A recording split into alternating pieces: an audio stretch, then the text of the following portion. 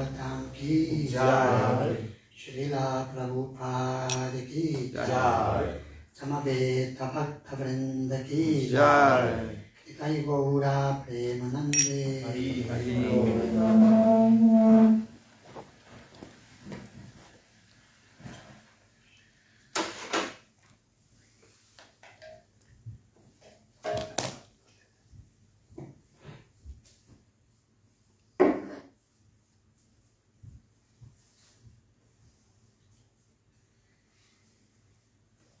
Narayanam namaskritya naram chaiva narottamam devim sarasvatim vyasam tato chayam mudirayet mukham karoti vachalam pangum langayate girim yatkripa tamaham vande Shri Gurum Dinakaranam Paramananda Madhavam Shri Chaitanya Mishwaram. Hare Krishna, muchas gracias por venir a la clase de Srimad Bhagavatam de hoy, correspondiente al canto quinto, capítulo 5, titulado Enseñanzas del Señor Rishabhadeva a sus hijos.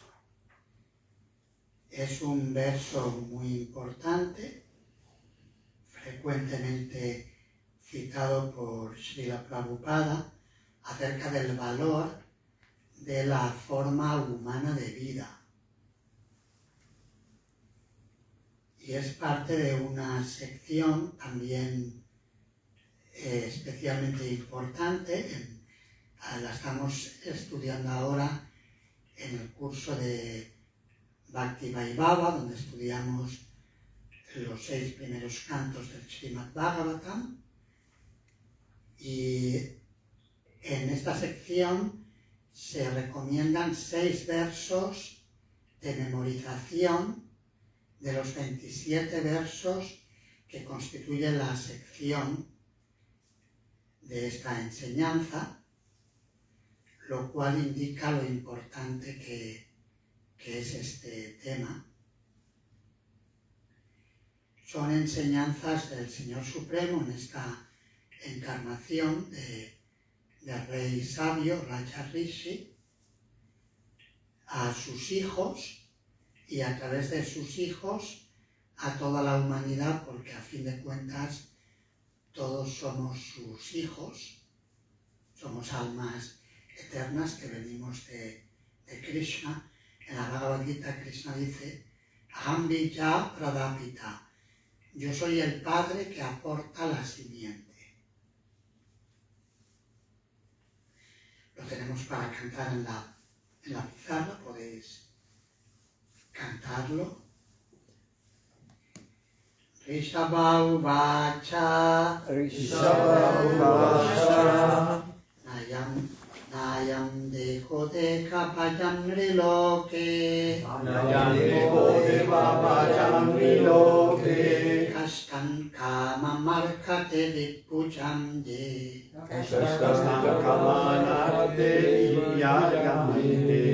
Tapodivyam Putrakayena Sattvam Shudyachasmat Brahma Saukyam Tvanantam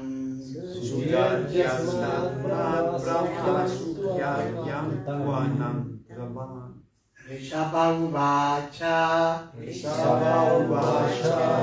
Nayam Dekho Dekha Bhajan Riloke Kashtan Kama Narkate Vipujam Ye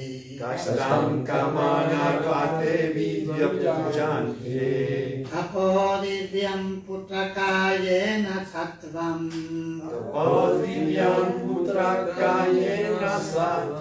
Shudyachasmat Brahma Saukyam Tvanantam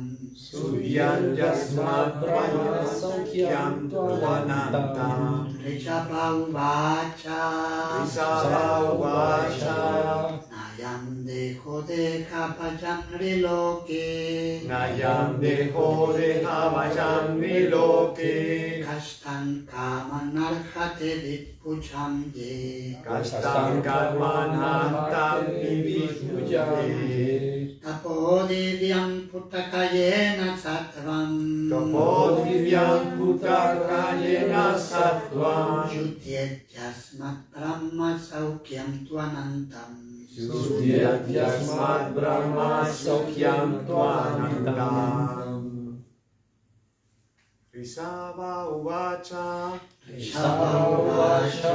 Nayam deho de Havayam Viloke. Nayam dejo de japayam riloke. Kastam Kamanar Arhate Vidbhujanje. Kastam kamanarhate vidbhujam ye. Topodivyam Putrakayena Sutvam. Tapodivyam putakayena sattvam. Sudhyajasmat Brahma Sukyam Tuanantam. Yutyejasmat brahma saukyam tvanantam. Rishabha Uvacha. Rishabha Uvacha. Nayam dejo de Havayam Viloke. Nayam deho de Havayam Viloke. Kastam kamanarhate vidbhujam ye. Kastam Kamanate Vidbhujanje. Tapodivyam putrakayena sattvam. Topodivyam Putrakayena Sattvam. Sudhyajasmat Brahma Saukyam Tvanantam. Sudhyajasmat Brahma Sukyam Tvanantam. Rishabha Uvacha. Rishabha Uvacha. Nayam dejo de Havayam Viloke. Nayam deho de Havayam Viloke. Kastam kamanarhate vidbhujam ye. Kastam Kamanarhate Vidbhujanje. Topodivyam putrakayena sattvam. Topodivyam Putrakayena Sattvam. Sudhyayasmat brahma swakyam tvanantam. Sudhyajasmat Brahma Saukyam Tvanantam. Traducción y significado por su divina gracia, Srila Prabhupada. Rishabha Uvacha. El señor Rishabhadeva dijo, El Señor Rishabhadeva dijo: Na, no, no, ayam, este, deja, cuerpo, deja vayam, de todas las entidades vivientes de todas las entidades vivientes que han aceptado cuerpos materiales. que han aceptado cuerpos materiales, Nriloke, en este mundo, Kastan, penosa, Kaman, complacencia de los sentidos, Arhate, merece, Vidbhujam, de comedores de excremento, Ye, que Tapaha, austeridades y penitencias, Divyam, divinas, Putraka, mis queridos hijos, Llena, por las cuales, Sattvam, el corazón, Shutyet, se purifica, Yasmat, de lo cual, Brahma Saukyam, felicidad espiritual, tú, ciertamente, Anantam, sin fin.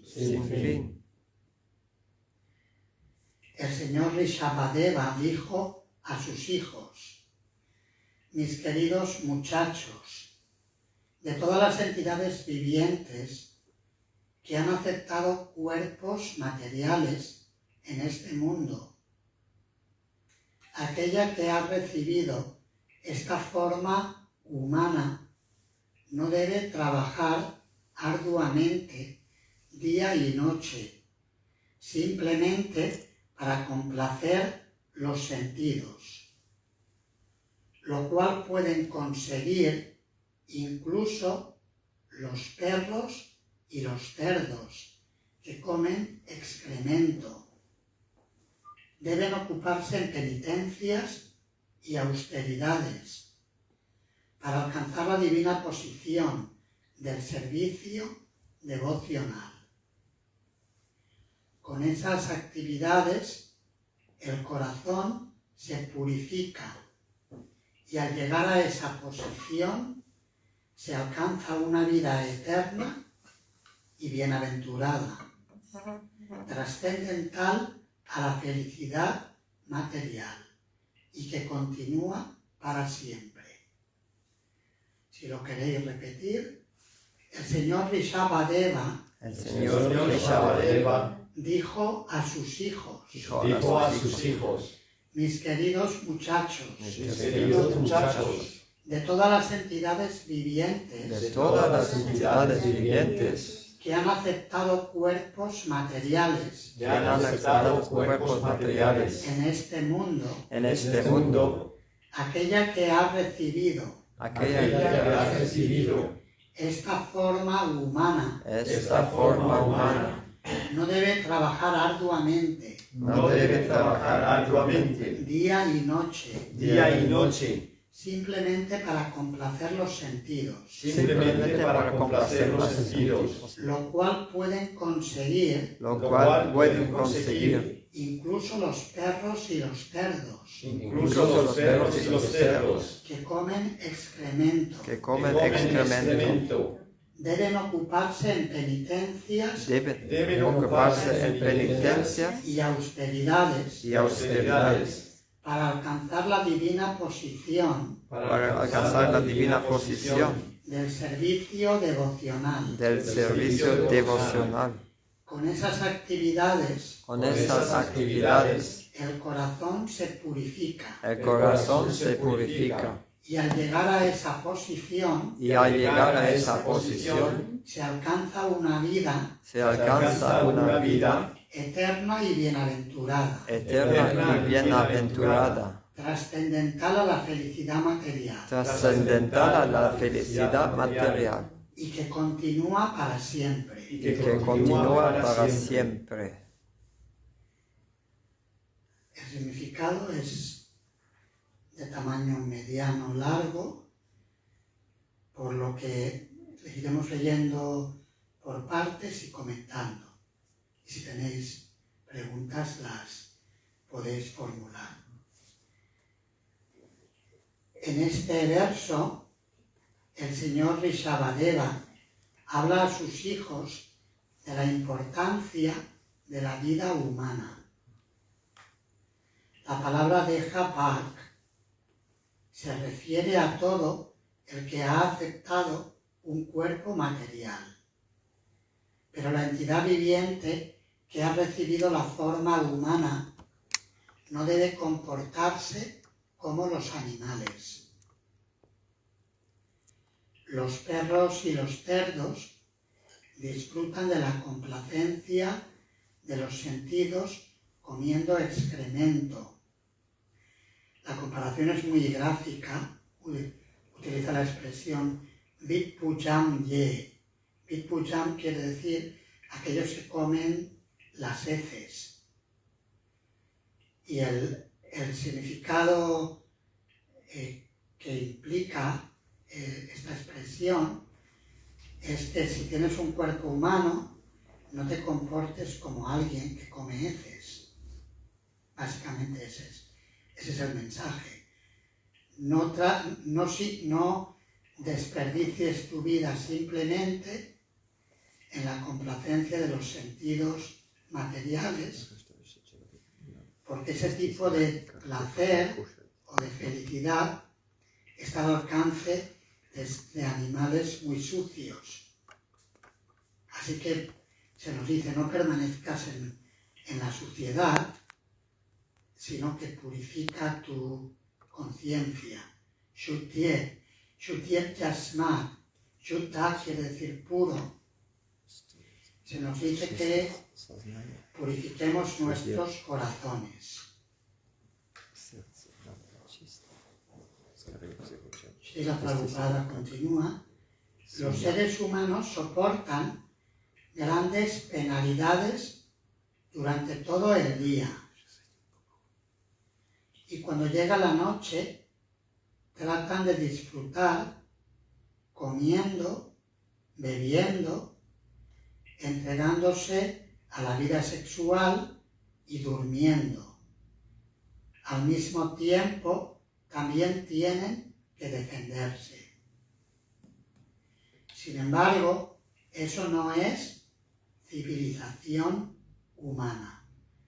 Hay 4 actividades de la vida animal que Srila Prabhupada menciona aquí: Ahara, Nidra, Paya, Maitunam Cha. Ahara es comer, Nidra, dormir, Vaya, temer o defenderse. Siempre estamos en el mundo material, siempre hay que estar a la defensiva, porque en cualquier momento viene alguien a engañarte o a agredirte o a aprovecharse de tu persona, ¿verdad? Es algo muy, muy típico. Y Maituna, relación conyugal, que es lo que hace que la existencia material se perpetúe. Se unen los hombres y las mujeres, tienen hijos y eso continúa la existencia material. Ahora bien, estas 4 actividades en sí mismas son las actividades típicas de los animales. Y los humanos, como también somos animales, también las realizamos. Ahora bien, se dice que el ser humano es un animal racional, ¿verdad? Normalmente se dice así. Es un animal racional, porque tiene una capacidad superior a la de los demás seres vivos. Y ahora Srila Prabhupada nos explica qué es vida humana, para diferenciar de la vida animal ordinaria. Vida humana significa aceptar voluntariamente sufrimientos para avanzar en la vida espiritual. Por supuesto, en la vida de los animales y las plantas también hay sufrimientos que se deben a las malas acciones cometidas en el pasado. Sin embargo, los seres humanos deben aceptar sufrimientos en forma de austeridades y penitencias voluntarias, con la idea de alcanzar la vida divina. Una vez situados en la vida divina, podemos disfrutar de una felicidad eterna. Al fin y al cabo, todas las entidades vivientes tratan de disfrutar y ser felices, pero mientras estén enjauladas en cuerpos materiales, tendrán que pasar por distintos tipos de sufrimiento. En la forma humana se da una dimensión más elevada. Debemos actuar siguiendo indicaciones superiores para de ese modo alcanzar la felicidad eterna e ir de regreso a Dios. El verso dice: Tapo divyam putakayena sattvam. La palabra tapa en la lengua sánscrita significa austeridad o penitencia. El término tapa viene también, a veces se traduce literalmente como calor, como fuego. Es posible que esta expresión tenga relación con las penitencias que los vanaprastas en tiempos antiguos solían realizar en el verano. Se ponían bajo el sol ardiente a la hora del mediodía, y por si no fuera suficiente el calor intenso del sol, encendían 5 fuegos alrededor y ahí practicaban la meditación en el Señor Supremo en el corazón. Esto lo hacían a modo de austeridad, de penitencia, para purificarse. La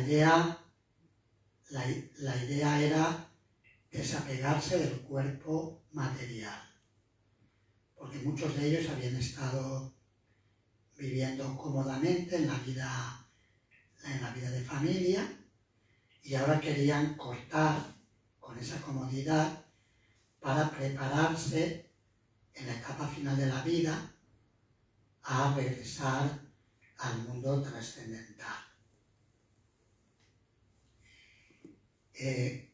Posiblemente esa relación de etapa con el calor tenga que ver con ello.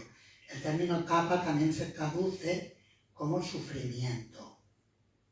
Por ejemplo, el mundo material es conocido como tapa traya, que significa el lugar de los 3 tipos de sufrimiento, que se refiere a los sufrimientos que provienen del cuerpo y de la mente, adhyatmika klesha, los sufrimientos que provienen de otros seres vivos, adipáutica klesha, y los sufrimientos que provienen de los agentes de la naturaleza, bien de los devatas, pero a través de la madre naturaleza, el demasiado frío, demasiado calor, inundaciones, tsunamis, terremotos, etc. Así que el mundo material nos ofrece ese tipo de experiencias y esto está ahí con un propósito. Las cosas que ocurren no son por casualidad, no se trata de torturar al prójimo, sino que se trata de que aprendamos alguna lección que necesitamos descubrir. ¿Tú querías? Sí, que esta forma de sufrimiento que se genera realizando austeridades o penitencias voluntarias es algo que no es solamente en nuestra tradición, ¿verdad? La tradición cristiana tenía esto muy arraigado. Hoy día ya no, pero en sus épocas más atrás lo tenían muy arraigados y eran técnicas muy, muy practicadas por aquellas personas elevadas como son los santos, etcétera, etcétera. Sí, también en otras tradiciones, por ejemplo, el ayuno es una práctica que se encuentra visible en las distintas tradiciones espirituales, religiosas del mundo. En la tradición musulmana, sí, en el Ramadán, siempre hay diferentes tipos de austeridades que se llevan a cabo con el fin de acercarse al plano divino. Esa es la idea. Y el Srila Prabhupada aquí, en lo que hemos leído, nos explica que los sufrimientos del mundo material vienen como consecuencia de nuestros karmas o nuestras acciones materiales. Los karmas son acciones que se llevan a cabo en el estado de conciencia material, fundamentada en el ego falso. La Bhagavad Gita define el karma en el capítulo 8 como aquellas acciones que están relacionadas con el desarrollo de los cuerpos materiales. Esas acciones se le llaman karma. Y en el sentido más sutil, el término karma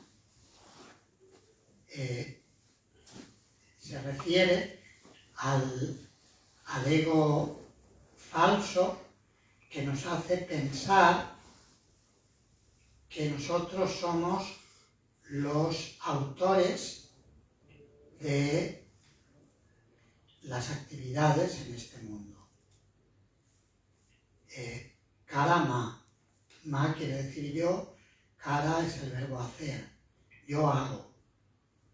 Ese concepto de yo soy el controlador, yo soy el hacedor, yo soy el disfrutador, es el ahamkara, el ego falso, que etimológicamente tiene la misma expresión al revés, ahamkara, aham yo, kara, soy el hacedor, karma. Eso genera las actividades materiales. Y esas actividades materiales nos enredan, aunque somos seres eternos, Satchitananda, eternos, conscientes, bienaventurados por naturaleza, aún así estamos por ese ego material, ese ego falso, estamos forzados a aceptar cuerpos materiales. El cuerpo material es una identidad, es una identidad superpuesta a nuestro verdadero ser. Es lo que se llama en sánscrito upadhi. Upadhi es una identificación falsa, falsa designación. O también anarta, una contaminación.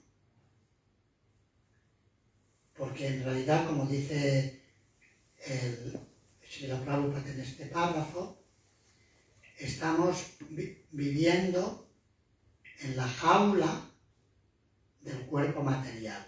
El cuerpo material es como una jaula y nosotros somos como el pájaro que está en la prisión de esta prisión del cuerpo. Normalmente a nadie le gusta que le metan en la prisión, ¿verdad? Ahora en este país está, no creo que sea solo en este país, pero en muchos lugares a veces de los políticos, por mal comportamiento, por abuso de sus poderes, después de que pasan el periodo político o incluso si durante su ejercicio de su profesión, según marque la ley, a veces tienen que ir a la cárcel. En España se han producido varios casos de este tipo y por mal comportamiento. Pero nadie quiere ir a la cárcel. Todos están tratando de evitar la cárcel. Porque la cárcel es un lugar que nos impide desarrollarnos desde el punto de vista material. Ese es un ejemplo material. De la misma manera, para el alma eterna, el estar viviendo en la cárcel del cuerpo material le impide desarrollar sus actividades divinas naturales, ¿Querías preguntar algo? Sí, Maharaj, gracias. Hay dos tipos de etapas. Una es la impuesta por el karma y otra es la que uno elige como un método de purificación. Correcto. ¿Verdad? Entonces, lo que es la voluntad de acallar esas voces internas, por ejemplo, el silicio de los jesuitas, o sea, que es por el tema del pecado. Entonces, cuando uno siente que está en pecado, aplica la voluntad para eliminar eso. Pero ¿es real que lo eliminamos o depende de la voluntad de Krishna? Sí, o sea, cuando aceptamos voluntariamente, como dice el verso de hoy, tapodipyam, austeridad, pero no cualquier austeridad, sino austeridad trascendental, austeridad divina, sufrimiento divino. Cuando aceptamos voluntariamente austeridades no inventadas, sino austeridades prescritas en las escrituras, como por ejemplo observar el Ekadashi, esa sería una austeridad Vaishnava, o el comportamiento yógico que se describe en la Bhagavad Gita, es una forma de austeridad, por ejemplo, seguir una dieta yógica para nosotros es algo muy, muy normal, muy asumido, porque lo hacemos naturalmente en nuestras comunidades, pero para mucha gente no lo es. Ayer me hacían una entrevista para un canal online y preguntaban sobre qué prácticas podíamos recomendar para gente que comienza en la vida espiritual. Y siempre la dieta yógica, es decir, en el plano de la modalidad de la bondad, es recomendable. Claro, en el Bhakti Yoga no solamente recomendamos la dieta en el plano de la bondad, sino que sea prasada, que sea alimento santificado, porque de otro modo también genera karma. Y normalmente los yogis y los gyanis siempre cantan alguna oración, incluso si no son bhakti yogis, cantan alguna oración antes de tomar el alimento. Es algo muy, muy propio de la práctica del yoga. Lo vemos en India, en todo tipo de ashramas, es muy común.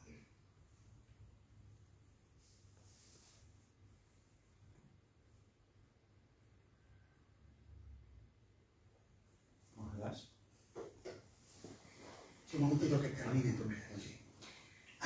Así que cuando alguien voluntariamente acepta tapodipyam, austeridad trascendental, automáticamente eso le rebaja el pago del karma del otro tipo de tapa. Eso es como, por ejemplo, cuando alguien en el mundo de los humanos contemporáneos comete un delito, si va ante el juez y acepta la culpa, a veces le rebajan la pena. Claro, si alguien trata de negar algo que ha cometido, el juez le cae más duro, porque dice, este es un sinvergüenza, ha hecho algo mal y encima me lo quiere ocultar, entonces le da más fuerte. Si la persona acepta y agacha la cabeza y dice, lo siento y vale, pago. Entonces a veces el juez tiene, como ve que hay un paso hacia la rectificación por aceptar, aunque hay gente sin vergüenza que lo haga para que no le den duro, pero que aún así la respuesta que hay es más suave el pago que tiene que hacer. Y cuando alguien se ocupa en la vida trascendental, de forma natural también hay una purificación de la conciencia, lo cual quema karmas acumulados.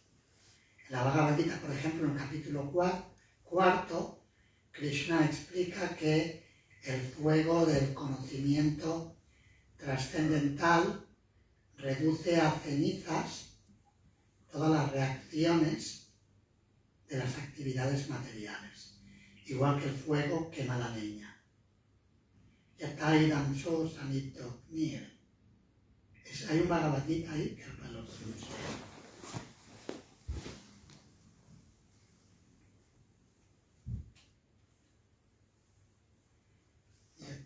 Yatai Damso Samito Nir.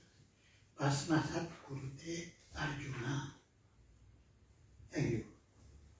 Yanakni Sarva Karmani Basmasat Kurute Tata. Así como un fuego ardiente convierte la leña en cenizas, o Arjuna. Asimismo, el fuego del conocimiento reduce a cenizas todas las reacciones de las actividades materiales.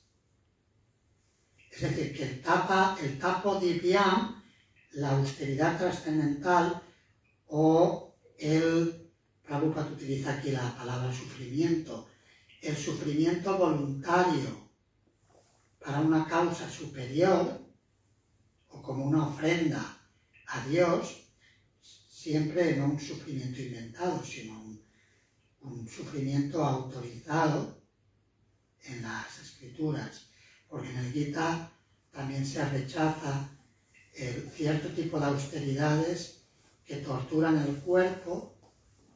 Dice que son austeridades propias de los asuras, de los demonios. Eso está en el capítulo 17. Vamos a ver un segundito si lo encontramos.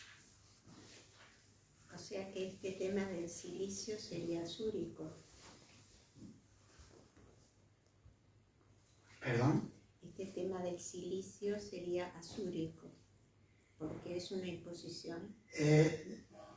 Yo no me atrevería a juzgarlo así, porque digamos que las personas las monjas y los monjes de la tradición católica que hacen esa penitencia, lo suelen realizar, por lo menos en sus orígenes. Luego ya a veces pues, las cosas degeneran a veces, pero lo solían realizar para revivir, digamos, es como indicando Jesucristo sufrió por nosotros, o sea que la motivación no es una motivación asúrica, es una motivación de servir a Dios y de entregarse. Cuentan, por ejemplo, que cuando San Juan de la Cruz abandonó su cuerpo, encontraron que tenía, ¿cómo se llama Michelin. No, Michelin. No, Michelin. Es en francés. Es el silicio, ese que se pone. Sí, el silicio que se pone. Que lo tenía clavado. Sí.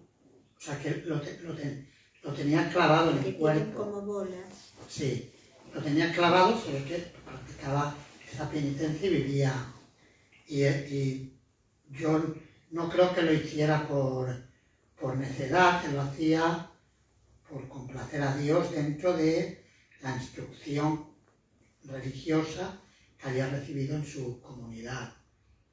Entonces a mí no me gusta el criticar otras tradiciones religiosas que adoran a Dios al ser supremo, es algo que no va conmigo, pero el verso del Gita al que me refería es el número 19 del capítulo 17. Mutagrahena atmana yat pidaya kriyate tapaha parasyapsadanartam va tattamasam udaritam. La penitencia que se realiza por necedad, con la tortura de uno mismo, o para destruir o hacerles daño a otros, se dice que están en el plano de la modalidad de la ignorancia. Y el comentario, que es cortito, dice Srila Prabhupada, hay casos de penitencias necias realizadas por demonios, tales como Hiranyakashipu, quien ejecutó austeras penitencias para volverse inmortal y matar a los semidioses.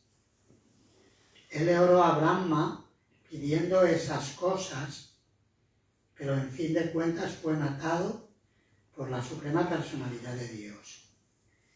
El someterse a penitencias por algo que es imposible se encuentra sin duda en el plano de la modalidad de la ignorancia. A ver, 1 y 2. Es que es por el hecho de que el alma espiritual está enjaulada en este cuerpo físico, que ella de manera inconsciente tiene tendencia a enjaular a otros seres vivos. Ahora quizás ya no tanto, pero yo me recuerdo en la niñez que había una pasión, pero frenética, de las gentes del pueblo a poseer un ave, un pájaro enjaulado, tenerlos ahí enjaulados en su balcón, en su bueno, para que oír el canto, para disfrutar del canto de ese pájaro, etcétera, etcétera. ¿Es que vendría de ahí? Sí, yo tenía un vecino, cuando yo era niño, vivía con mis padres, el vecino de abajo del tercero, mis padres viven en el cuarto y estaba el del tercero, tenía un montón de jaulas llenas de pájaros. Y algunas veces que habían tenido que salir, nos pedían que los cuidáramos, que les diéramos de comer. Si viene de ahí de un modo inconsciente, puede ser, sí, tenemos la tendencia, también es ignorancia el enjaular a otros seres vivos que aman la libertad. Yo me acuerdo que de niño incluso le compuso una canción y todo al vecino. Pájaros, yo le cantaba a los pájaros y tal. Pero era porque tenía tantos pájaros que bueno, como niño pues empecé a cantar una canción sobre los pájaros. Sí, porque, a ver, puedo comprender que hay gente que tiene enjaulados palomas porque luego se las comen, ¿vale? O tórtolas o de esta clase de aves que tienen la costumbre de comérselas después. Ahí veo un objetivo de que no las crían para luego comerlas. Pero cuando vamos ya a, por ejemplo, canarios, que son pájaros que cantan, ahí no se lo van a comer. Incluso le tienen mucha estima a estos animalitos, a estas almas en cuerpos de estos animales. Pero les encanta tenerlos enjaulados para escuchar su canto. Sí, todo, porque son muy bonitos, tienen colores atractivos, los tienen como mascotas, animales de compañía. Pero claro, al animal no le gusta, dice, a mí déjame tranquilo, ¿no? Así que... Pero, no sé, es que me venía así mientras estaba escuchando que es de eso, al escuchar la analogía esta que he dicho de que el cuerpo es una jaula. Yo la veía como prisión, pero como jaula me hizo recordar esto de que, claro, si yo estoy enjaulado de manera inconsciente, pues enjaulo al otro también. Porque el otro va a estar libre, porque él va a estar por ahí volando. Sí, yo recuerdo que hubo una época que también en casa de mis padres tuvimos un canario, un periquito o algo así. Y a la que tenían la oportunidad se escapaban. Si le abrías la puerta, salía volando, pero rápido. O sea. Con respecto a las penitencias, es como lo que Krishna dice de mi yoga no es para el que come demasiado o demasiado poco. Bien, sí. Dice que el yogi ni come demasiado ni demasiado poco, ni duerme demasiado ni duerme demasiado poco. Si no hay equilibrio, dice Krishna, no es posible practicar yoga. Está en el capítulo 6. Podemos verlo.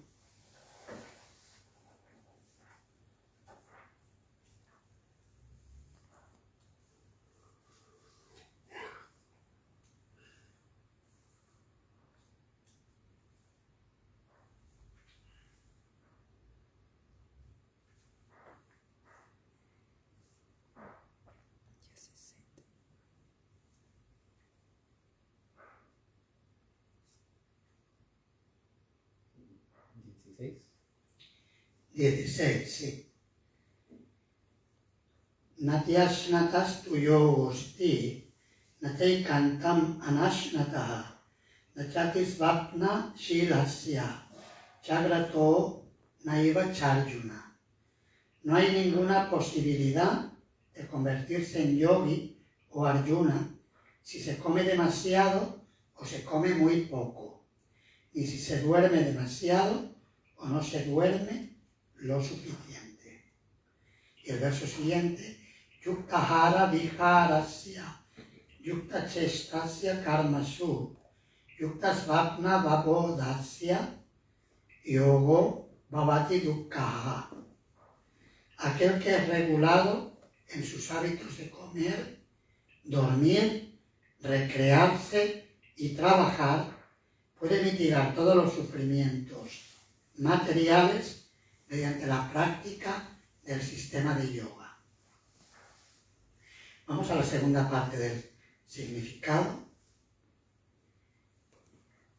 En este verso es significativo que el gobierno y el tutor natural, el padre, deben educar a sus subordinados y elevarles al estado de conciencia de Krishna. Las entidades vivientes, faltas de conciencia de Krishna, sufren a perpetuidad en el ciclo de nacimientos y muertes. Para liberarlas de ese cautiverio y permitirles alcanzar la dicha y la felicidad, se les debe enseñar el Bhakti Yoga. Es necia la civilización en la que no se hace nada por enseñar a la gente a elevarse al plano de Bhakti Yoga. La persona carente de conciencia de Krishna no es mejor que los perros o los cerdos. Hay una expresión que se utiliza en alguna parte del Srimad Bhagavatam, dice Dvipada Pashu, que quiere decir un animal de 2 piernas, porque realiza las mismas actividades animales que los perros y los cerdos. Srila Prabhupada a veces también era fuerte hablando en este sentido. Decía que a los animales, hay muchos animales que van a 4 patas, son cuadrúpedos, y nosotros vamos a 4 ruedas. Es lo mismo, pero en un formato más sofisticado para correr más. La persona carente de conciencia de Krishna, bueno, esto ya lo he leído, no es mejor que los perros o los cerdos. Estas instrucciones de Rishabhadeva son esenciales en el momento actual. Se está educando y preparando a la gente para que trabajen arduamente en pos de la complacencia de los sentidos y se niega todo sentido sublime de la vida. Es cierto que en países como países europeos o en Estados Unidos siempre la gente trata de bajar el número de horas laborales, porque lo que quieren es trabajar menos y disfrutar más de los sentidos, no porque quieran dedicar tiempo a la autorrealización, pero tratan de rebajar el horario laboral. Aunque luego por otro lado hay explotación, como ahora en España hay manifestaciones del personal sanitario, médicos, enfermeras, o sea, enfermeros, etc. Y protestan porque, por ejemplo, les obligan a hacer turnos de 24 horas, guardia durante 24 horas. Claro, eso es muchísimo, 24 horas estar ahí de guardia es fuerte. Y entonces, claro, le dicen a la ministra, pues venga usted a hacer las 24 horas. Enseñe con el ejemplo, ¿no?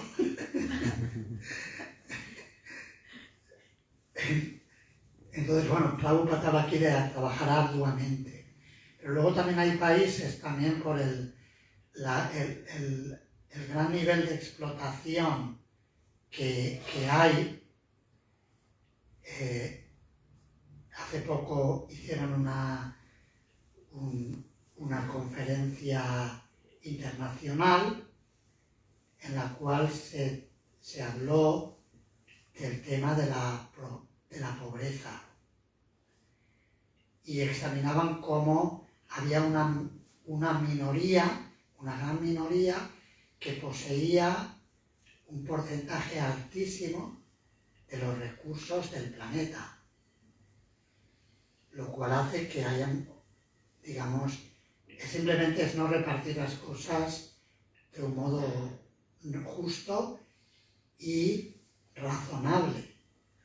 Es como si llega la hora de la comida y hay uno que se lleva casi toda la olla y deja las migajas para el resto. Es completamente irracional. O sea, no tiene lógica, no tiene sentido común.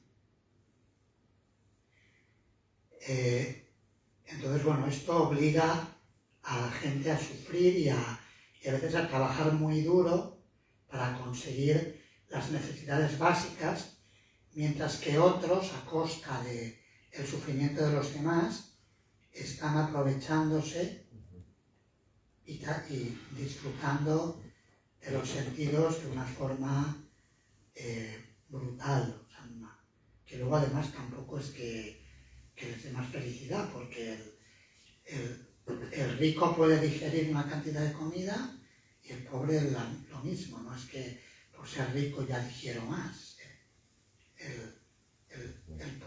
La salud física es independiente de la riqueza o de la pobreza.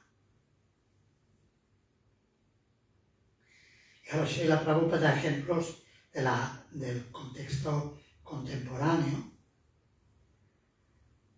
Hay personas que para ganarse el sustento tienen que viajar. Salen de casa por la mañana temprano y pasan 1 o 2 horas empaquetados de pie en el vagón de un tren, hasta que llegan al pueblo o barrio en que trabajan. Luego tienen que tomar un autobús para llegar a la oficina. Y una vez allí, trabajan intensamente desde las 9 de la mañana hasta las 5 de la tarde. Sí, depende del lugar. Aquí a veces es desde más temprano, desde las 6 de la mañana hasta las 2 de la tarde. Regresar a casa les lleva 2 o 3 horas más. Después de comer, tienen relaciones sexuales y se van a dormir. Frente a tantas penalidades, no obtienen más compensación que un poco de vida sexual. Rishabhadeva afirma claramente que no es esa la vida que debe llevar el ser humano. Ese disfrute de la existencia está al alcance incluso de los perros y los cerdos, y con menos trabajo, ¿no? No tienen que trabajar tan duro. A decir verdad, los perros y los cerdos no tienen que trabajar tanto para tener relaciones sexuales. El ser humano debe tratar de vivir de otra manera sin imitar a los perros y los cerdos. En el verso se indica además la alternativa. La vida humana es para la tapasya, la práctica de austeridades y penitencias. Por medio de esa tapasya podemos liberarnos de las garras de la materia. La persona que está situada en el plano de conciencia de Krishna, ocupada en el servicio devocional, tiene garantizada eternamente la felicidad. Mediante el Bhakti Yoga, el servicio devocional, purificamos nuestra existencia. La entidad viviente busca la felicidad vida tras vida. Pero con la práctica del Bhakti Yoga puede hallar la solución a todos sus problemas y de inmediato capacitarse para regresar al hogar, de vuelta a Dios. Como se confirma en el Bhagavad Gita 4.9, Janma karma chame divyam evam yoveti tatvataha tyakva deham punarjanma naiti mameti suarjuna. Oh Arjuna, aquel que conoce la naturaleza trascendental de mi advenimiento y actividades, al abandonar el cuerpo, no vuelve a nacer en este mundo material, sino que alcanza mi morada eterna. Así que el verso dice que la vida humana tiene como finalidad Shutyat Yasmat Brahma Saukyam Tuanantam, acceder a ese estado de felicidad natural del ser en contacto con el Ser Supremo. Brahma Sukha, la felicidad del alma, la felicidad del Ser Supremo. Y eso puede lograrse a través del servicio devocional, tal como Maharaj Rishabhadeva instruyó a sus hijos en los 27 versos de este capítulo, en los que da dichas enseñanzas. ¿Alguna otra pregunta o comentario? Sí, yo tengo uno. A ver, porque en realidad hay muchos, en lo que acabas de decir hay muchos temas y muchos puntos. Pero hay uno que, cuando has hecho este comentario de que los médicos y enfermeros ahora hacen huelgas, ¿no? Porque protestan de que tienen que hacer 24 horas de guardia. A ver, ahí hay una degeneración, ¿cómo se dice? Una degeneración. Hay algo que se ha degenerado. Porque, primero, si yo hago médico, quiero hacer médico, lo primero que tiene que haber es por vocación. Si yo accedo a ese diploma de médico por vocación, yo sé que voy a tener que hacer guardias, porque ¿cuál es la vocación de esa persona? La vocación de esa persona es ponerse al servicio de los otros seres que necesiten de ese servicio de curarlos por la salud, etcétera, etcétera. Entonces, conscientemente, y es algo que debería maximizar, amar todavía más lo que se está haciendo. Porque, no sé, yo hablo por experiencia propia. Yo tenía guardias de 48 horas, no 24. En fin de semana, o sea, teníamos 24 durante el día, pero cuando llegaba el fin de semana, eran equipos que hacían las 48 horas para dar la posibilidad de que los otros tuvieran también un fin de semana libre. Entonces... ¿Pero duermen algo o no? ¿Duermen los médicos? Sí, a ver, la guardia quiere decir que si hay necesidad, tú estás ahí presente, estás haciendo tu deber. Si no hay necesidad, pues te permite de que estés relajado, que estés leyendo, que estés, no sé, tumbado en una cama de estas simples para que te puedas reposar. Pero una de la gratificación, yo podría decir satisfacción, no gratificación, satisfacción, es de la que si tú estás, por ejemplo, a mí me ha pasado de entrar de guardias y estar las 48 horas sin parar. O sea, sin parar y que a lo mejor te acostabas porque dices, ya ahora está calmo.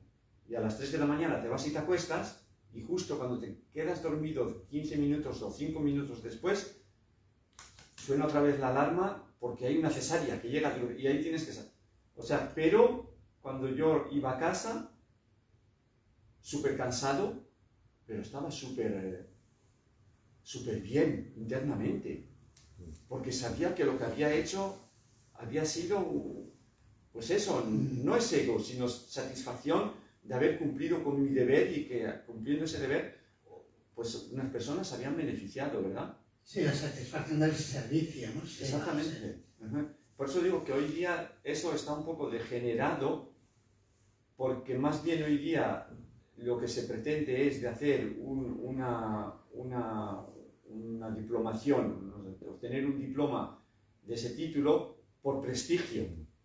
Yo soy médico, entonces ya eso da prestigio, yo puedo tener acceso a ciertos niveles de la sociedad, a tener, poder pillar una mujer más joven, más rica, más guapa, esto, lo otro, ese prestigio.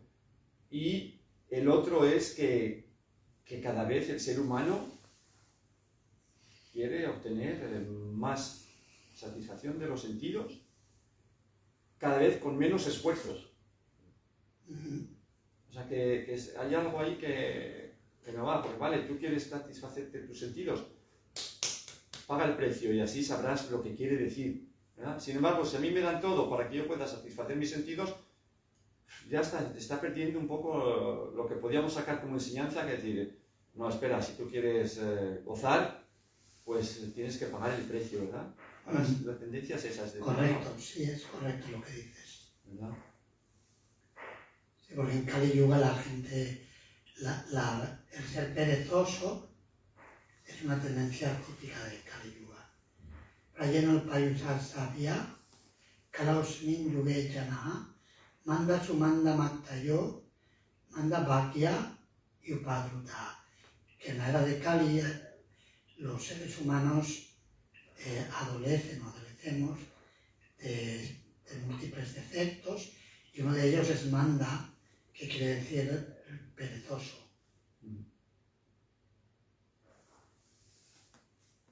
Bueno, solamente quería comentar que este texto del Srimad Bhagavatam me ha traído bastante consuelo o felicidad por la forma en la que da el ejemplo con los perros y con los cerdos cuando dice que necesitan hacer muchísimo menos para obtener sexo.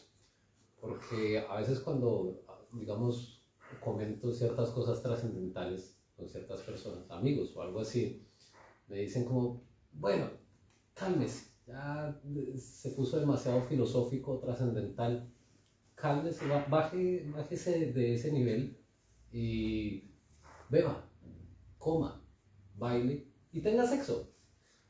Y es como, de pronto no es el ambiente para haber hecho un comentario trascendental. Entonces, gracias a este texto hay una respuesta de vuelta para decirles, ok, está bien, solamente recuerde que todos esos esfuerzos que usted hace, o sea, un cerdo o un perro necesita muchísimo menos para obtener lo mismo. Entonces, es bastante consolador. Bueno, pero si yo soy el que te he dicho eso, te voy a decir, sí, pero está en una cuestión de refinamiento. Chico, no vas a comparar que yo cuando hago sexo con una chica bonita y tal en un ambiente, me vas a decir que es lo mismo que el cerdo lo consigue más fácilmente. Yo me hago el abogado del diablo, quiero decir, para... Pero Maharaj, hay una cosa que, a ver, yo lo comprendo, pero Krishna nos enseña las 3 clases de sufrimiento, ¿verdad? Las kleshas, y no liberarnos por una forma de trascender estos formas de sufrimiento, pues es práctica Bhakti Yoga, servicio devocional, y es cierto, eso alivia, no quiere decir que te quita los sufrimientos, te puede llegar el sufrimiento, pero no lo sufres lo mismo que cuando la mente está ahí pillada. Y sin embargo, de otro lado, o sea, de un lado nos enseña a cómo podemos un poco minimizar el efecto de este sufrimiento natural, debido a que estamos en este cuerpo. Sin embargo, por otro lado, nos dice que adoptemos sufrimientos voluntarios para poder acercarnos más a Él, ¿vale? Para llegar a purificarnos más, comprender mejor. Es que yo me digo, ¿y por qué Krishna, ya que tenemos los sufrimientos inherentes al cuerpo naturalmente, encima nos pide que hagamos de manera voluntaria otro tipo de austeridad y esto, pero... Sí, pero por una causa justa, o sea, y Krishna sabe que cuando hacemos esa tapodipyam, austeridad trascendental, que rebaja la pena por el otro lado. Él sabe eso. Entonces nos dice, mejor encamínate por ahí, lo pagas tú voluntariamente por una causa superior, por ejemplo, el ayuno en Ekadasi, cualquier tipo de ayuno, sea ayuno seco, ayuno de mediodía, pero el ayuno de cereales y legumbres, que es el mínimo que los Vaishnavas en la línea de Sri Chaitanya Mahaprabhu seguimos. Ese ayuno sí tiene algo de sacrificio, pero si ese tiempo lo dedicas a escuchar y cantar sobre Krishna, estás experimentando un gusto superior, ya no se percibe como sufrimiento. Hay una cierta austeridad, pero no es tanto, porque hay una experiencia superior al realizar esa actividad en contacto con Krishna. Mientras que el que está muerto de hambre en un país desfavorecido o en una situación de guerra y está ahí ansioso de que le den comida, está padeciendo un sufrimiento mucho mayor porque no es voluntario. Quiero comer. Y la otra persona está diciendo, voluntariamente ayuno y recuerdo a Krishna, o canto el santo nombre de Krishna, escucho sobre Krishna. El efecto es muy diferente el uno del otro.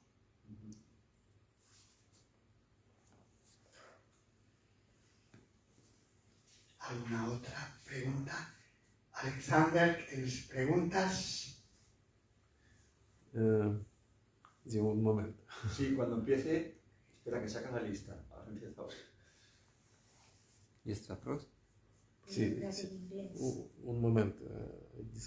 Sí, pero necesita tiempo para organizar encajonar sus preguntas. Ordenarlo con el robot, Y ¿no? luego empieza con una metralleta. Pregunta 1, venga, pregunta 2, pregunta 3. Pero necesita un tiempo para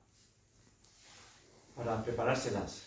Porque como estaba concentrado leyendo lo que estaba escuchando, Sí, he visto que estaba leyendo. necesita tiempo. Yo digo esto porque como tenemos costumbre ya cuando eso es así.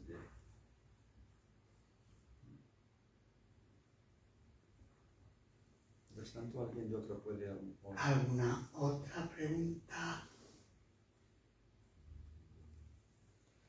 Pues a mí me ha quedado claro que la importancia de la intención con la que sobrellevamos las dificultades. Si esas dificultades son entregadas a Krishna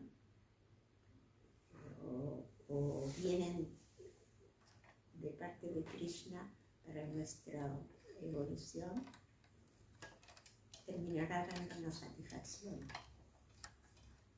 Ahora, si lo hacemos como los asuras, para lograr un poder, nos encadena más. Correcto. Gabriel. digamos, se dice que este es un mundo de dualidades. Entonces, satisfacción y lo contrario a ello es una dualidad más. Entonces, ambas, si lo concentramos en Krishna, es lo ideal. Fuera de él, es... Correcto. Sí. Entonces no tenemos que buscar ni una ni la otra. No, simplemente es natural que la persona trata de evitar lo que es doloroso.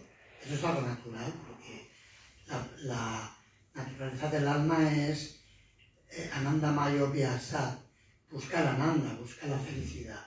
Eso es natural, pero dentro de esa moneda de dos caras del mundo material, que es la aflicción y el placer, es la misma moneda por dos caras. Eso hay que tenerlo presente y por lo tanto no darle tanta importancia, sino cumplir con nuestro dharma, es decir, con nuestro servicio devocional, según nuestra propia naturaleza y la condición en que nos encontremos en la vida, y hacerlo como una ofrenda a Krishna. Y ahí ya nos desmarcamos de esa dualidad. Puede haber algo de placer, algo de dolor, pero no va de eso la cosa, sino que va de estar conectado con Krishna y de ofrecer todas las actividades para su satisfacción. A lo largo de la última semana y bueno, también los últimos meses ha habido un shloka que me ha marcado mucho y con el que he trabajado, que es el 424, donde dice que estando en conciencia de Krishna al momento de hacer sacrificio, el que hace el sacrificio es el absoluto, el instrumento del sacrificio es el absoluto y lo sacrificado es el absoluto. Entonces es una forma en la que, bueno, creo que me acerca un poco más a esa evidencia de un karma yoga y de alejarse de la idea de soy el hacedor o soy el disfrutador. Entonces también es una forma de ofrecer a Krishna y darse cuenta como, hey, a permitir que por medio de ese estado de flujo surja el Ananda.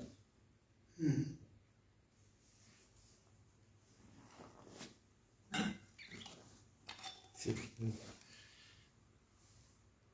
¿Qué lo hace la máquina, la pregunta?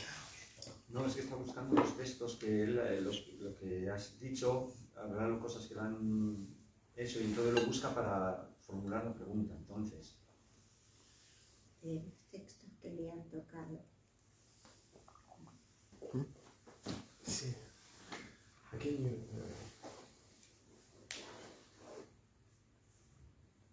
Hubo una época que ponía la voz y sí. preguntaba al robot, ¿no? Ok. Incluso si el sufrimiento causado por el cuerpo y el karma es inevitable en el mundo material y Krishna aconseja aceptar austeridades voluntarias, tapodivyam, para trascenderlos y purificar la conciencia, ¿cómo reconocer en nuestra propia vida la línea que separa una austeridad que conduce a Dios de un sufrimiento inútil del cuerpo, de la mente, que solo fortalece el falso ego o la ignorancia? ¿Cómo no caer en el orgullo por las austeridades y al mismo tiempo no huir del fuego necesario de la purificación? Una forma,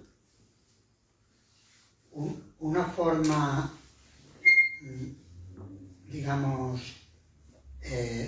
segura, podríamos decir, sí, una forma segura de protegernos de esto es que aquellas austeridades que llevemos a cabo estén fundamentadas en Sadhu Shastra Guru.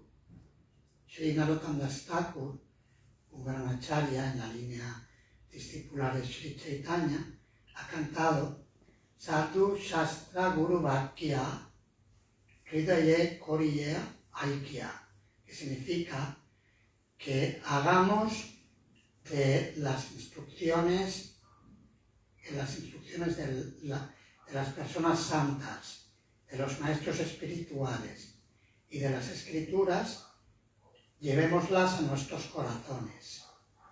que sea eso lo que gobierne nuestro corazón. El resultado de eso será que la actitud que se va a generar al seguir esas instrucciones va a ser la adecuada para que no sea una austeridad que nos corrompa con el orgullo o con cualquier otro enemigo del alma, orgullo, envidia, o ira, etc. ¿Responde eso a la pregunta? ¿Da?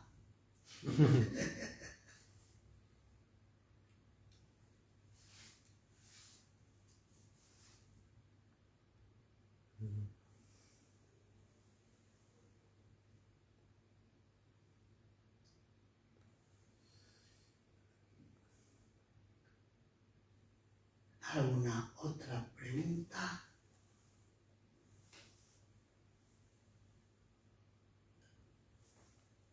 A veces se nota que se ha desarrollado ira o orgullo, sobre todo después de un rato, después de, no de inmediato. Entonces, mucho daño se puede hacer Se puede hacer mucho daño antes de percibirse a nosotros o daño a los demás. a nosotros y a los demás, ¿no?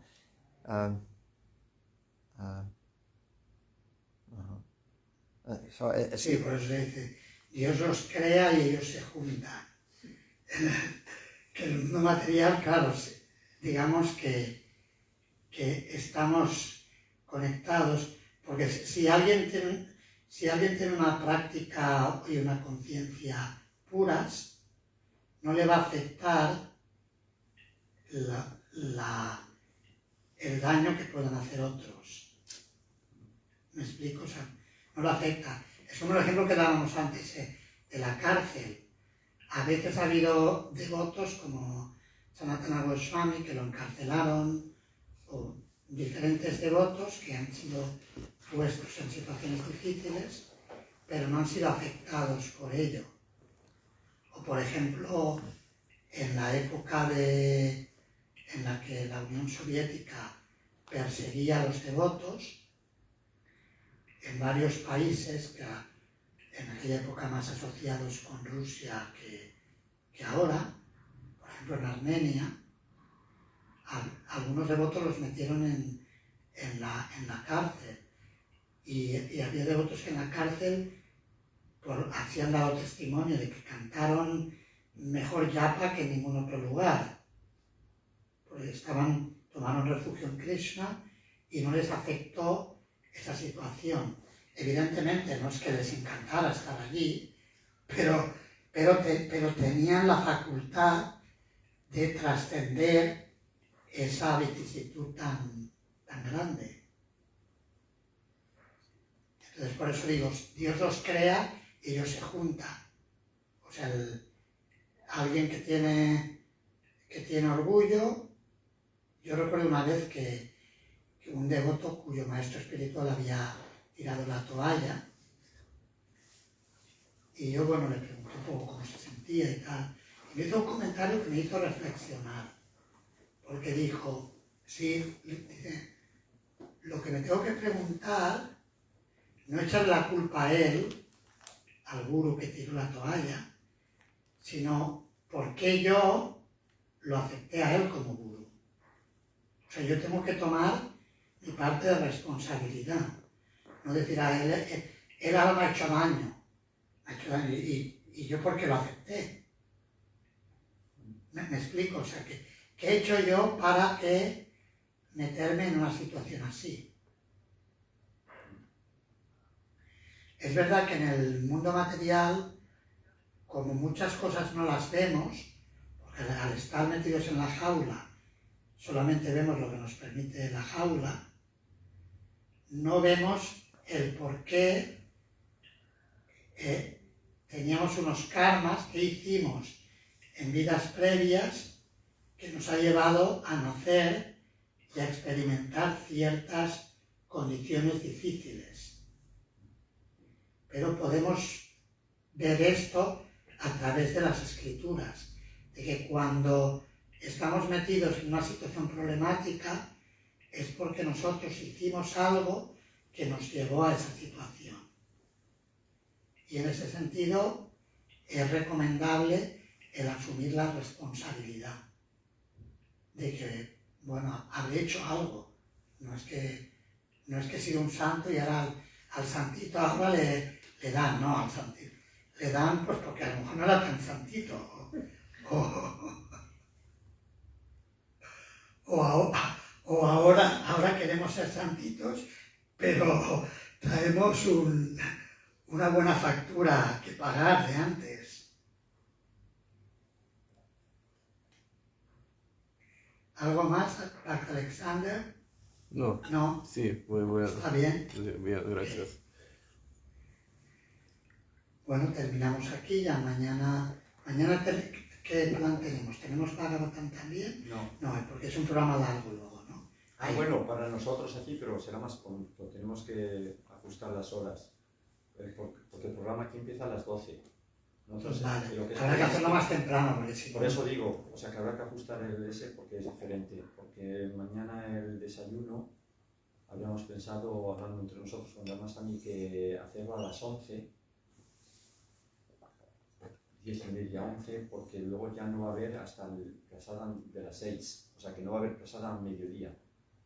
Porque estaremos aquí en el Kirtan todo el tiempo. Entonces, si se hace, lo hacemos, pero más temprano. ¿A las 8:30 o a 9? A ver, Lo digo por si alguien escucha. Sí, que sí. sepa. 8.000 sería 8:30, dices. o 8. Ah, sí, porque mañana no estás tú para cantar ya online. Entonces ahí tendremos más margen de maniobra, sí. Pero a la hora que llegamos ahora. Podemos hacer de 8:30, sí, también. Que haya un margen después del desayuno hasta las 12. Que no sea muy... Sí, está bien. Mañana a las 8:30, si alguien está escuchando. Hacemos el Guru Puja a las 8 Quiere y a las conectarse. 8:30